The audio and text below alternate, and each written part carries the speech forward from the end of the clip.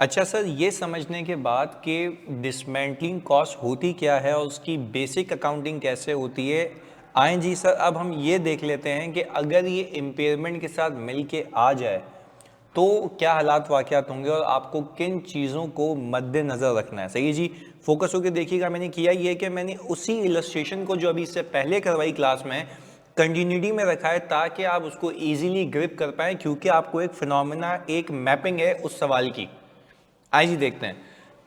मैंने यहाँ पे कहा कि एज्यूम करें कि at the end of year 4, यानी फॉर एग्जांपल आप कह लें कि 31 दिसंबर 2025, क्योंकि मैंने जो एसेट परचेज किया था वो किया था कब सर, 1 जनवरी 2022 को। तो आपने कहा 4 साल बाद क्या होगा, 22 का पूरा साल, 23 का, 24 का और 25 का, 4 साल बाद।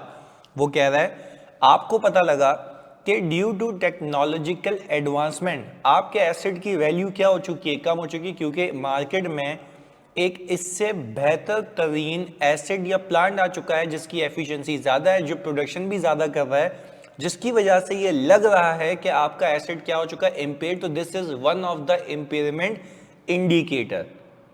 इंडिकेशन आई है तो उसके लिए हम क्या करेंगे, इम्पेयरमेंट टेस्टिंग करेंगे। तो हमने लिखा हुआ ना इम्पेयरमेंट टेस्टिंग करेंगे अभी। खैर, इम्पेयरमेंट टेस्टिंग के लिए आपको चाहिए क्या क्या सर? इम्पेयरमेंट टेस्टिंग के लिए मुझे सर बेसिकली कैरिंग अमाउंट चाहिए। पहले तो कैरिंग अमाउंट ऑफ एसेट। सही है जी। मैंने कहा sir carrying amount of asset के लिए पहले मैं यहाँ गया, मैंने ये डब्बा उठाया, मैंने कहा सर मैं यहाँ पे अगर लिखूँ कि कॉस्ट ऑफ प्लांट 5 लाख रुपए थी, ऐसा ही है, बट मैंने कैपिटलाइज कितने पे किया था, मैंने कैपिटलाइज कितने पे किया था सर? मैं यहाँ गया और मैंने सवाल में देखा मैंने 557955 पे कैपिटलाइज किया था। 557955 पे क्या किया था, कैपिटलाइज किया था, वो भी जनवरी 1 2022 पे।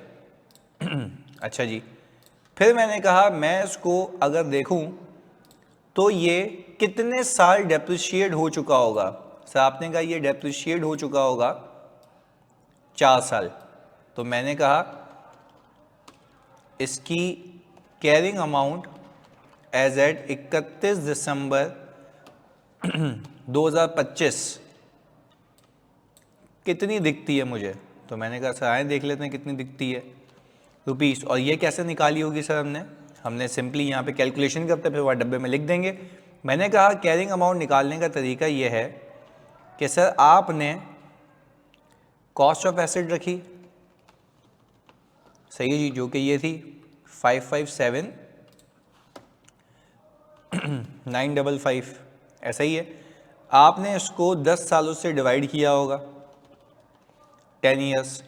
आपने देखो 10 साल है ना, अब मैंने ये कहा कि अगर मैं इसको मल्टीप्लाई बाय 4 कर दूं तो मैंने कहा कि this divide by 10 multiply by 4, ये मेरे पास आ गया सर अक्यूमुलेटेड डेप्रिसिएशन। ये मेरे पास क्या आ गया बच्चों, अक्यूमुलेटेड डेप्रिसिएशन। मैंने कहा अगर मैं इस कॉस्ट ऑफ एसेट में से ये माइनस कर दूं तो मेरे पास आ गई कैरिंग अमाउंट। सही जी, ये कैसे निकाली, 557955 माइनस 223182। और ऑल्टरनेटिवली आप ये भी कर सकते थे कि 10 से डिवाइड करके 6 से मल्टीप्लाई करते तो आपको बची कुची अमाउंट मिल जाती, जबकि वो भी यही आती। 334733 इज योर कैरिंग अमाउंट। सही है जी। हमने कहा पहला हिसाब किताब तो हो गया सर। आए जी सर, इम्पेयरमेंट टेस्टिंग के लिए मुझे अब दूसरा काम करना है, वो निकालनी है वैल्यू इन यूज। मैंने क्या कहा सर, वैल्यू इन यूज। मैंने कहा सर वैल्यू इन यूज के लिए, वैल्यू इन यूज के लिए हमने कहा सर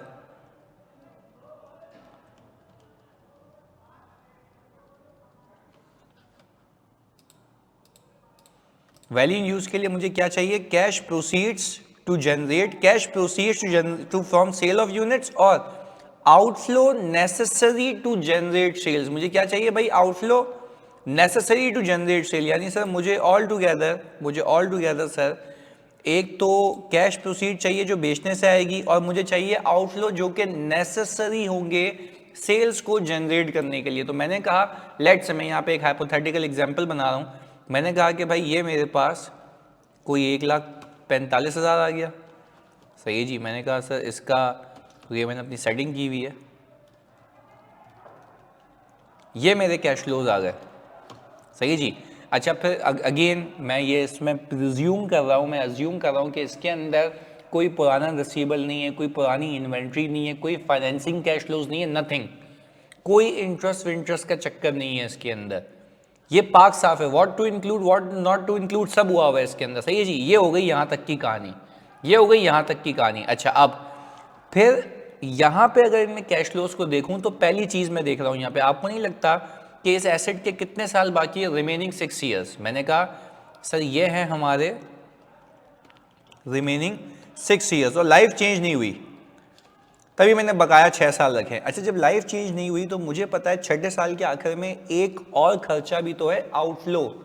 यहाँ पे तो लिखा हुआ है ना, outflow necessary to generate sales. के अलावा एक मजीद आउटफ्लो है आपके पास, आप कहेंगे यहां पर वो होगा सर आपके पास, अल्लाह भला करे, डिसमेंटलिंग कॉस्ट। वो यहाँ नहीं है, यहाँ नहीं है, यहाँ नहीं है, यहाँ नहीं है, और बट यहाँ पर है। कितनी थी भाई? 1,80,000। सवाल में देख लें सर, सवाल में देख लें, ये थी 1,80,000, ये थी 1,80,000, ये आ रही है आपके पास, ऐसा ही है, ये थी 1,80,000 की भाई। इसको हम सही कर लेते हैं थोड़ा सा, सही है जी। अच्छा खैर, अब हमने कहा ज़रा अब हम इसको भी साफ़ सुथरा कर लें जो हमने पहले किया हुआ है।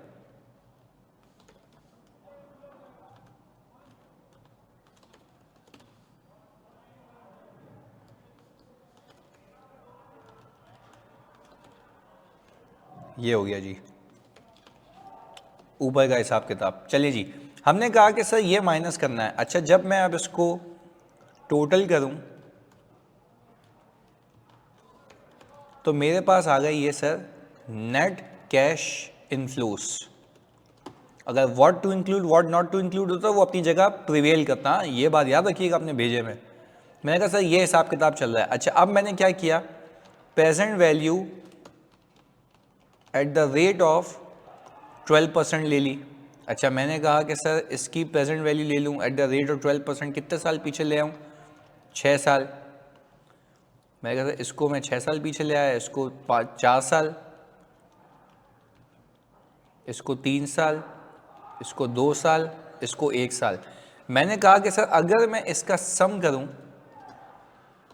तो ये मेरे पास आ गई वैल्यू इन यूज। मेरे पास क्या आ गई बच्चों?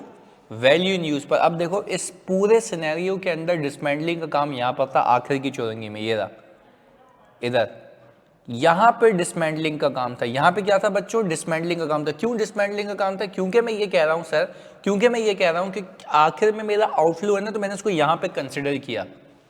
बात क्लियर? पहली चीज सिखाई है डिसमेंटलिंग की कि आपने सवाल में मोहतात रहना है कि जब आप वैल्यू इन यूज की कैलकुलेशन कर रहे होंगे तो उसमें डिसमेंटलिंग के आउटफ्लो को लाजमी कंसिडर करना। सर आप तो बोल रहे थे वो तो फ्यूचर वैल्यू है। अल्लाह की कसम जब मैंने इन सब की प्रेजेंट वैल्यू ली तो इसकी भी प्रेजेंट वैल्यू ऑटोमेटिकली यहाँ पे आ गई है। यानी इसके अंदर इसका जो माइनस हुआ हुआ 180 उसकी प्रेजेंट वैल्यू ही हुई है। क्योंकि देखे ना मैंने यहाँ पे नेट कैश इनफ्लो लिया ना, ये रहा। तो जब मैंने इन सब के नेट को प्रेजेंट पे लिया तो वो 180 भी ऑटोमेटिकली प्रेजेंट वैल्यू पे आ चुका है। कितने साल पीछे? 6 साल पीछे। बात क्लियर है? अच्छा यानी यानी यानी हम कंक्लूड कर रहे हैं, we have concluded that in value in use ₹1,80,000 की प्रेजेंट वैल्यू माइनस हुई हुई है। हमने ही की है, जब वहां से माइनस की थी प्रेजेंट वैल्यू में भी कट के आई है तो उसकी प्रेजेंट वैल्यू आई है। बात क्लियर? तो यानी ये वैल्यू इन यूज में से माइनस हुई है, पहला क्राइटेरिया। अच्छा अब दूसरी चीज देखें, आपने कहा आप रिकवरेबल अमाउंट निकाल रहे हैं तो फेयर वैल्यू ऑफ एसेट भी आपको चाहिए, फेयर वैल्यू ऑफ एसेट। अच्छा जब मैं मार्केट में गया तो मैंने देखा कि ये एसेट कितने पे मार्केट में अभी दस्ती बिक सकता है, अभी कितने पे बिक सकता है। तो हमने कहा भाई अभी बिकेगा ये मार्केट के अंदर कोई 4,80,000 रुपये का। कितने का भाई? 4,80,000 रुपये का। अच्छा, हमने कहा कि चलो 4,80,000 भी नहीं, हम इसको कर लेते हैं 4,40,000 का, सही है, 4,40,000 का बिकेगा, सही है जी, 4,40,000 का। अच्छा, अब हमने कहा 4,40,000 का ये मार्केट में बिकेगा। अच्छा, 4,40,000 का जब ये मार्केट में बिकेगा, ये तो एसेट की वैल्यू है ना, कॉस्ट टू सेल भी तो है डिसमेंटल करने की, जो आपकी जेब से लगेगी। सर क्या लगेगी, क्या लगेगी, 1,80,000 लगेगी, नहीं, 1,80,000 वो आगे की वैल्यू है, तो इसमें से आप लेस करेंगे प्रेजेंट वैल्यू ऑफ डिसमेंटलिंग।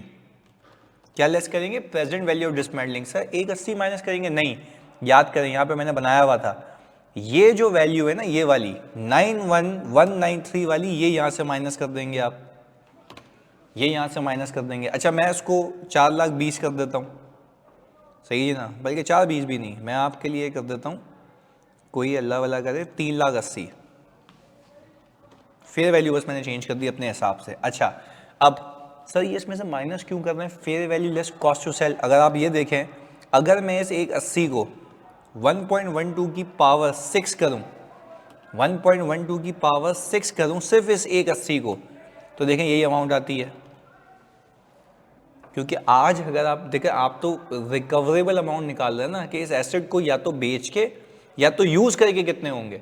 तो मैं ये कह रहा हूं कि अगर मैं इसको मार्केट में बेचने जाऊंगा तो आज 1,80,000 नहीं लगेंगे, उसकी प्रेजेंट वैल्यू लगेगी, आज की कीमत, इन्फ्लेशन के इम्पैक्ट को हटा के।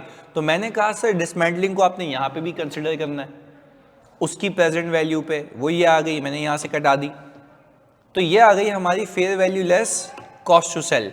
अच्छा, हायर ऑफ क्या है सर, हायर ऑफ ये है। अच्छा सर, अब ऑल टुगेदर देखूं तो हायर ऑफ तो आपको अमाउंट मिल गई जो कि है 301,752। सर अब मैं इस 301,752 को क्या कहूँगा, सर ये मेरे लिए कहलाएगी मेरी रिकवरेबल अमाउंट, जो कि मैं इस एसेट को यूज़ करने से जनरेट करूँगा। तो अब सर हमारी समरी क्या है, सर अब हमारी समरी ये है ऑल टुगेदर कि मैंने कहा कि sir I know the carrying amount of asset as at 31 December 2025, और वो हमने यहाँ से उठा ली, वो ये रही। मैंने कहा सर मेरी अगर मैं रिकवरेबल अमाउंट देखूं, मैंने कहा सर अगर मैं रिकवरेबल अमाउंट देखूं तो मेरी रिकवरेबल अमाउंट आ रही है ये, क्योंकि ये हायर ऑफ है। तो सर अगर मैं इन दोनों को कंपेयर करूं तो मेरे पास जो इम्पेयरमेंट आ रही है वो आ रही है 33,021 की। तो सर ये आ गई हमारी impairment loss for the year. तो सर प्रोविजन फॉर डिसमेंटलिंग की लिंकेज विद इम्पेयरमेंट का कंक्लूजन या समरी क्या है, सर इसकी समरी यह है कि जब आपको प्रोविजन फॉर डिसमेंटलिंग के साथ अगर कोई सवाल मिले तो आप सिर्फ ये याद रखिएगा कि जब आप वैल्यू इन यूज की कैलकुलेशन कर रहे होंगे तो फ्यूचर कैश फ्लोज के अंदर से उसको माइनस करना नहीं भूलना, क्योंकि वो भी आपका एक आउटफ्लो है। पहली चीज, जैसे ही उसको आप माइनस करेंगे तो बॉटम लाइन पे जो नेट आंसर आएगा तो वो सबके साथ उसकी प्रेजेंट वैल्यू भी आ जाएगी। दैट्स इट, आपको बगैर किसी पंचायत के उसको क्लोज कर देना है।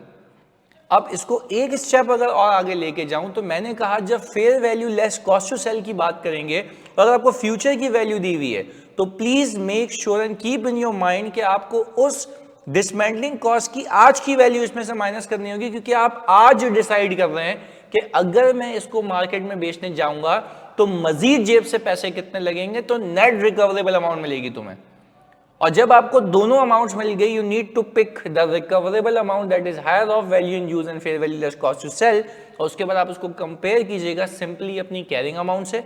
एंड वंस आपने उसको अपनी कैरिंग अमाउंट से बच्चों कंपेयर किया तो कंपेयर करने के बाद आपको पता लग जाएगा कि आपका एसेट इंपेयर्ड है या नहीं है। तो this was all about provision for dismantling के कॉन्सेप्ट की लिंकेज विद इंपेयरमेंट जी। जज़ाकल्लाह।